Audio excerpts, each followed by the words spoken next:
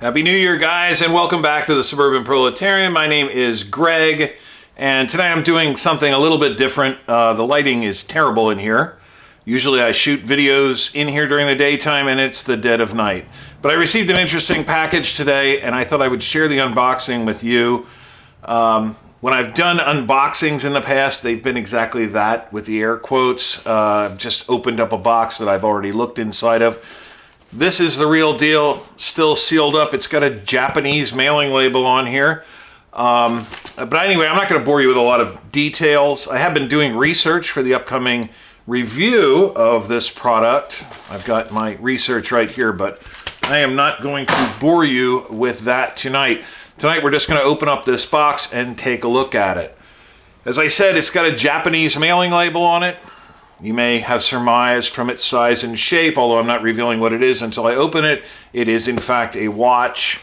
It's a vintage watch, and as many of you probably already know, Japan is a very rich source of vintage watches. Back during the boom times in the 1970s and 1980s in Japan, lots of people were buying watches. High-end Japanese watches were, of course, very popular there, but also high-end Swiss watches. So there are a large number of generally pretty good condition vintage Swiss watches to be had in Japan, and Japanese eBay sellers generally have a pretty good reputation for being honest and forthright, good photographs. As always, if you're buying a vintage watch from anybody through eBay, there are some protections that eBay and PayPal provide you. But of course, always look at feedback rating, the feedback count, and actually read some of the feedback reviews, particularly as they pertain to the sort of item that you're looking at. But anyway, let's go take a look at this on the tabletop and see what's inside this box. All right, guys, here it is.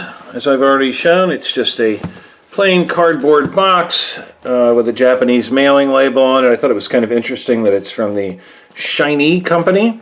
And yes, I'm paranoid, so I covered up my address and my telephone number.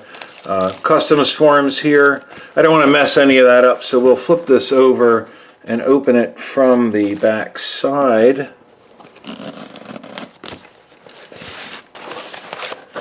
Wow, look at that. Japanese newspapers. Cool.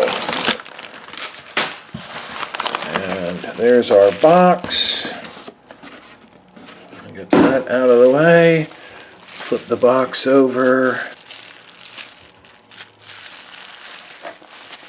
Omega. Wow. Now you're interested, aren't you? A little bit dingy. A little bit dingy around the corners, but not too bad. Nice condition. This is the outer box, or it is the, oh no, it is just the outer box. So we've got an Omega manual. Pretty standard, I think. We've got the international warranty, which is of no value whatsoever.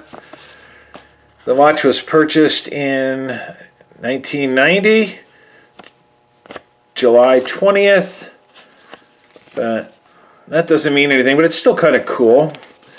Some other, just setting instructions. And here's the real Omega box inside here. Is there anything in that? No, I think that's just a spacer. That's just a spacer. Okay. So here we go. Pop it open, and what do we see? That is an Omega Seamaster Polaris. Just stuffed on a little pillow in there. And boy, that is diminutive, is it not?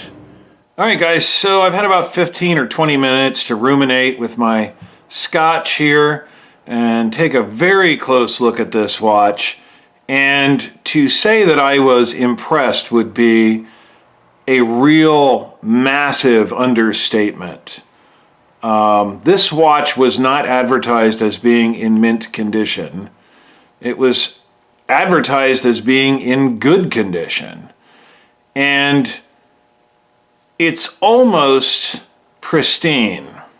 It's almost mint. If someone wore this watch, they didn't wear it very much. I've seen brand new watches that were more shop worn than this one is. There are a couple of very, very minor hairline scratches scattered around. I thought I spotted some scuffing when I first took it out of the box, but I think that may have just been fingerprints. This watch is as near to brand new as makes no difference. Well, that just shows you how diminutive this watch is, doesn't it? 44 millimeter Zodiac Super Seawolf 68. I think that's 44 millimeters. Massive, heavy thing. And this 1990 vintage Omega Seamaster Polaris is tiny by comparison, 32 millimeters, I believe.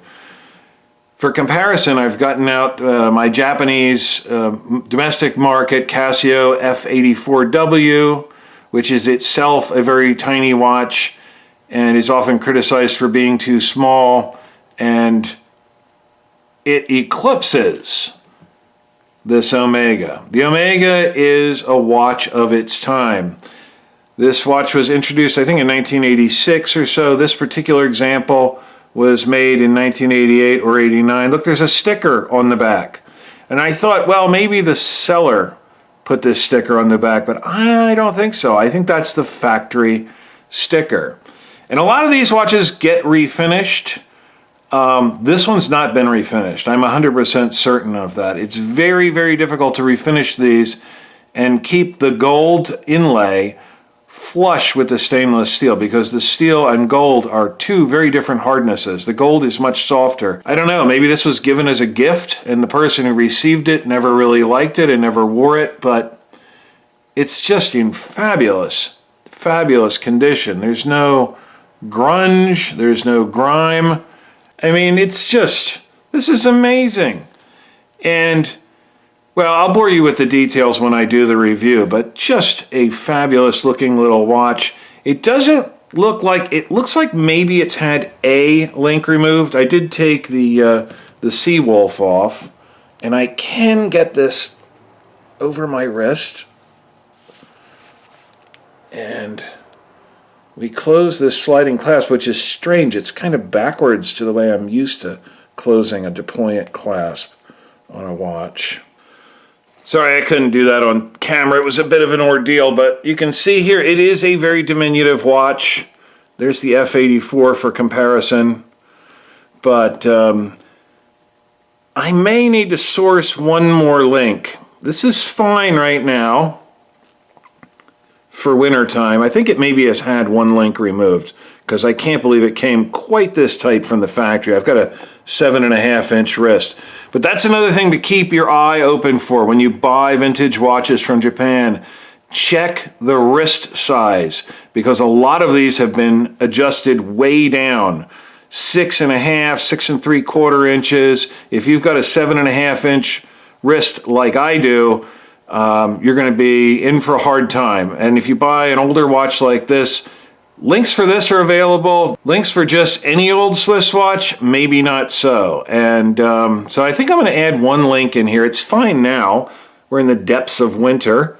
It's January 3rd, but come summertime, I would not be able to close this around my wrist. So I'm going to have to get one more link. But it is very small by today's standards, but I'm not one who really worries unduly about watch size. If I like something, you know, the watch is oriented towards the wearer. It's for the wearer to see.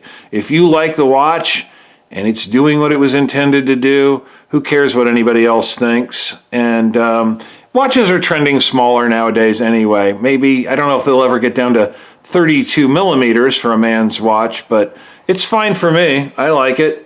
And I don't think I have much else to say about it right now. Let's go back over to the bookshelves and do the wrap-up. So there you have it, guys. The Omega Seamaster Polaris from, it was purchased in 1990. I'm assuming it was made in 1988 or 89. It's a bit of a quirky watch, but I think it's kind of cool. and I got a hell of a deal on it, and I'm really looking forward to spending some more time with it, getting a good feel for it, and there will be a full-length review coming up in the not-too-distant future. I hope you enjoyed this video. If you did, please go ahead and click the like button down below. If you did like it and you'd like to see more videos like this, please consider subscribing to the channel. It doesn't cost anything. It takes a fraction of a second, and it goes a long way to keeping us here on the air. And if you're already a subscriber, go ahead and click that little bell icon down below. That will allow YouTube to send you notifications when we post updates to the channel. And when we do that, I hope to see each of you here then. Later, guys.